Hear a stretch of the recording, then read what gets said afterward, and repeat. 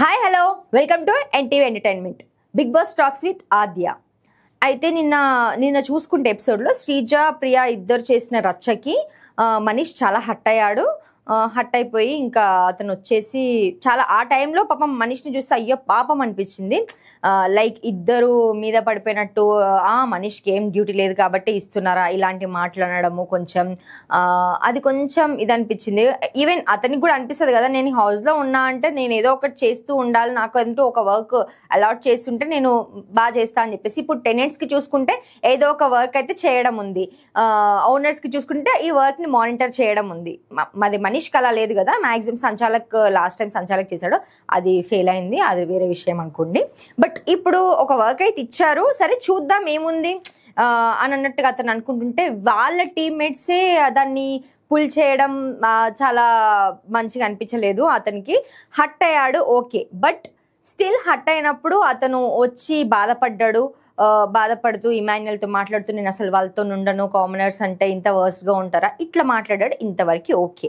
But దానికి మించి కొన్ని మాట్లాడాడు, ఇంత బ్రూటల్గా ఉన్నారు అసలు, నాన్ సెన్స్ వీళ్ళు, లైక్ ఇంకొంచెం లిమిట్స్ క్రాస్ చేసి అయితే మాట్లాడాడు. అవి మాట్లాడుతున్నప్పుడు నాకు అనిపించింది ఓకే ఇతను కొంచెం ఓవర్ అయిపోతున్నాడు, లిమిట్ క్రాస్ చేస్తున్నాడు. ఓకే, కోపంలో మనకు మాటలు వస్తాయి, అది బయట విషయం.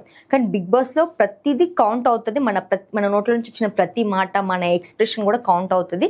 ఇది ఈ కామనర్స్ మర్చిపోతున్నారు. ఈవెన్ శ్రీజ ఇంకా ప్రియా కూడా లైక్ మనం చూసుకుంటే నేను ఫస్ట్ సీజన్లో బాగా గుర్తు చిన్నది ఏంటి అంటే కల్పన గారి మీద హరితేజ ఏదో వెనకాల అనుకుంటే ఎక్కిరించుకుంటూ వెళ్ళిపోయింది. దాన్నే ఎంత హైలైట్ చేసి చూపించారు. వీకెండ్లో ఎన్టీఆర్ గారు గట్టి ఇచ్చి పడేశారు హరితేజకి, అది నీ బిహేవియర్ ఎట్లా ఉంది చూడు అట్లా అని చెప్పేసి. ఇవన్నీ వీళ్ళకి తెలియదా అనేది మాత్రం తెలియట్లేదు. సో ఇవన్నీ వీళ్ళకి అంటే వీళ్ళు బిగ్ బాస్ ఇష్టపడే అగ్ని పరీక్షకు వచ్చారంటే బిగ్ బాస్వి చూసే ఉంటారు కదా, వీడియోస్ కానీ బిగ్ బాస్ సీజన్స్ కానీ చూసుంటారు కదా. ఎవ్రీథింగ్ కౌంట్ అనేది వీళ్ళకి ఎందుకు తెలియదు, వీళ్ళకి ఎందుకు గుర్తు రావట్లేదో అర్థం కావట్లేదు. సో వాళ్ళు అతని మీద ఒక ఏమంటారు మన ఇంట్లో ముసలి కానీ లేకపోతే మన పక్కింటి వాళ్ళు కానీ పెద్ద అంట్లో మాట్లాడతారు కదా, ఆ విధంగా మాట్లాడినట్టు అనిపించింది. దానికి ఇతను హట్ అయ్యాడు, ఓకే.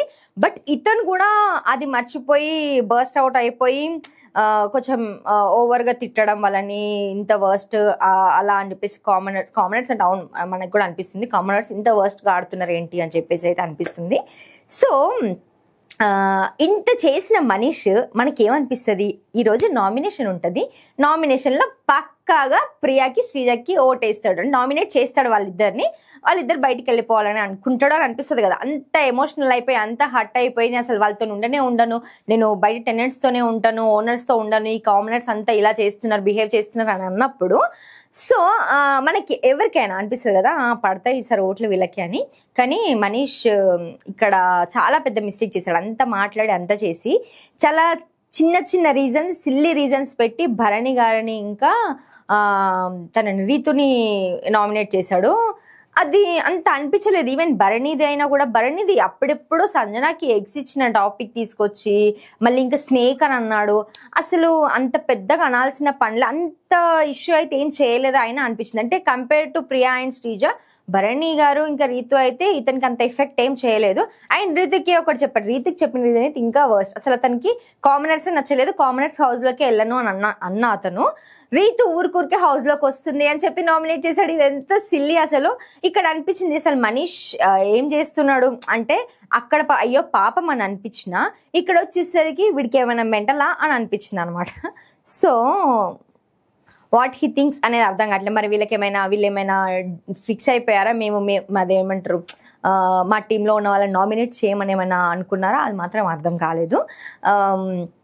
అలా మనీష్ చేసిన రచ్చ అయితే ఇతనికి అంతా అనాలిసిస్ అని అంటుంటాడు తప్ప నాకే పెద్ద తెలుసు, నేనే పెద్ద తోపు అని. ఈవెన్ అగ్ని పరీక్షలు కూడా మనం చూసాము, అతను ఒకసారి టీమ్ లీడర్గా ఉన్నప్పుడు టీం మెంబర్స్ కూడా సాటిస్ఫై అవ్వలేదు అతని అనాలిసిస్తోని. అతను ఏదో ఓవర్గా అతని గురించి అతను ఎక్కువ థింక్ చేసుకుంటాడు, అది అప్పుడే నాకు నెగిటివ్ ఉంది.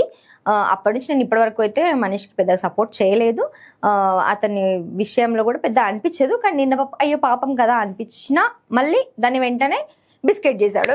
సో మనీష్ కూడా ఏమంటారు ఈసారి నామినేషన్లో కూడా ఉన్నాడు అని టాక్, నామినేషన్లో ఉన్నాడు, మరి బయటకు వస్తాడా ఉంటాడా చూడాలి.